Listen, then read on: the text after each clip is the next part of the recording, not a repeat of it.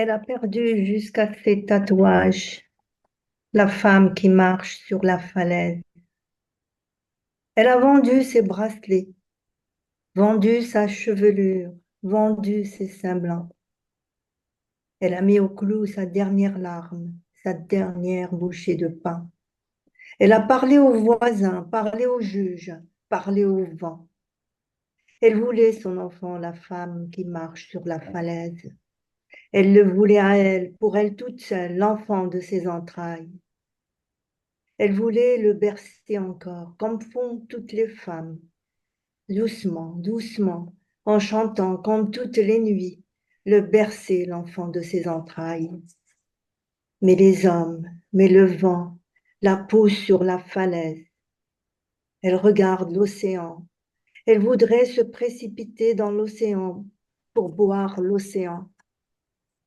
Mais d'un seul coup, tous ces tatouages reviennent s'installer à leur place et tous se mettent à parler en même temps. D'un seul coup, elle retrouve les légendes vertes et bleues inscrites dans sa chair. Maintenant, elle est debout face au ressac. Ses yeux sont secs, sa bouche est un pli. Maintenant, elle quitte la falaise et elle s'en va. Maintenant, elle va vers sa propre justice. Mais vous allez tous pieds nus, ou vous êtes tous assis sous le même figuier stérile. Vous regardez vos têtes posées à vos pieds, trop lourdes pour vos oreilles. Votre main la tâte et ne la reconnaît plus. Votre crâne s'en ira sans votre corps. Vos jambes ne le suivront pas, ni vos mains trop nues, ni votre cœur trop froid. Votre crâne suivra sans vous son chemin d'interrogation. L'homme n'est pas toujours digne de sa tête. Vous le savez, frère décapité. Un homme qui ne s'est pas assis, un homme qui ne sait pas s'asseoir aux pieds de ceux qui se tiennent debout, un homme qui a su garder toute sa tête bien à lui, un homme sous le figuier stérile a parlé.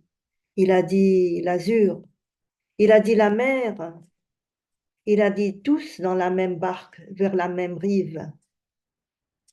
Et l'homme est mort foudroyé sous le figuier stérile. Voilà.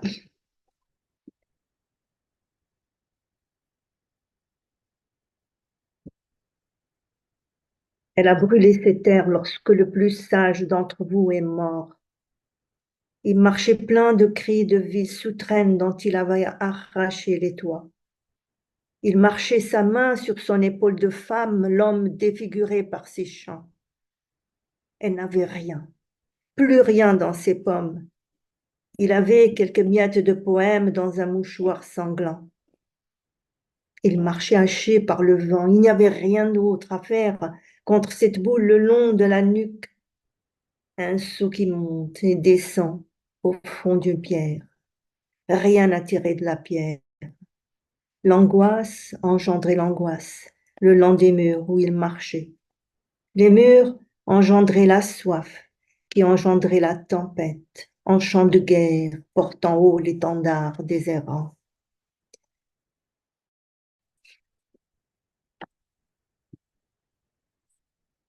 On n'entend rien.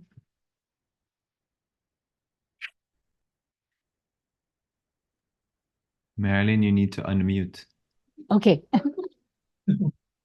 Bonjour, bonsoir, masa al-khair or sabah al-khair, depending on where you are. She has lost everything, even her tattoos. The woman who walks on the cliff. She has sold her bracelets, sold her hair, sold her white breasts. She has pawned her last tear, her last mouthful of bread. She has talked to the neighbors, talked to the judge, talked to the wind.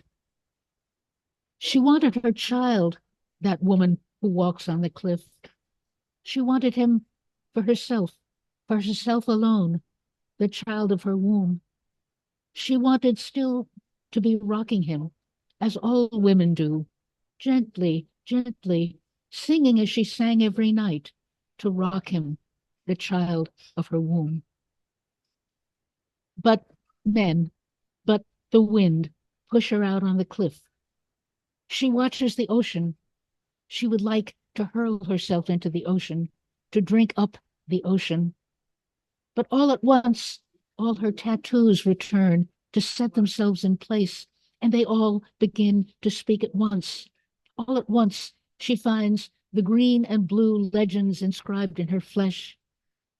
Now she is standing, facing the backlash. Her eyes are dry. Her mouth is a fold. Now she leaves the cliff and goes away. Now she goes toward her own justice.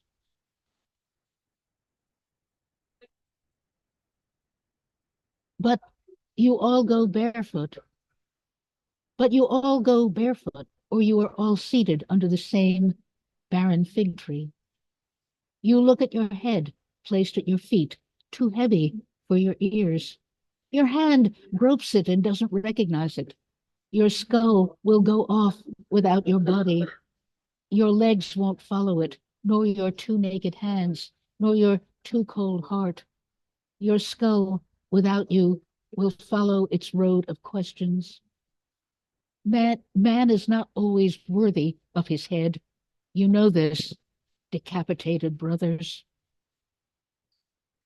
A man who is not seated, a man who does not know how to take a seat at the feet of those who remain standing, a man who knew how to keep his head to himself.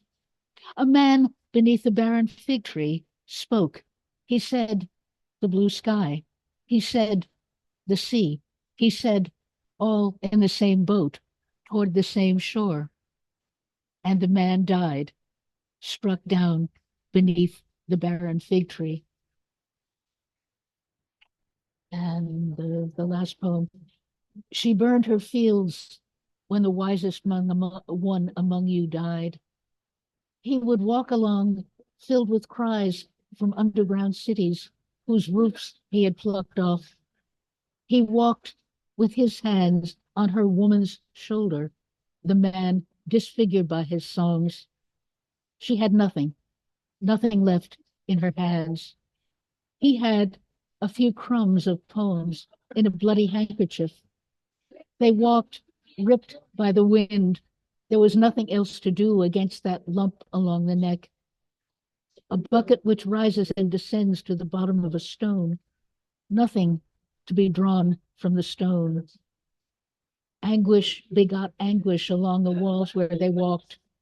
The walls begot thirst, which begot a storm of war songs, hosting the banner of wanderers.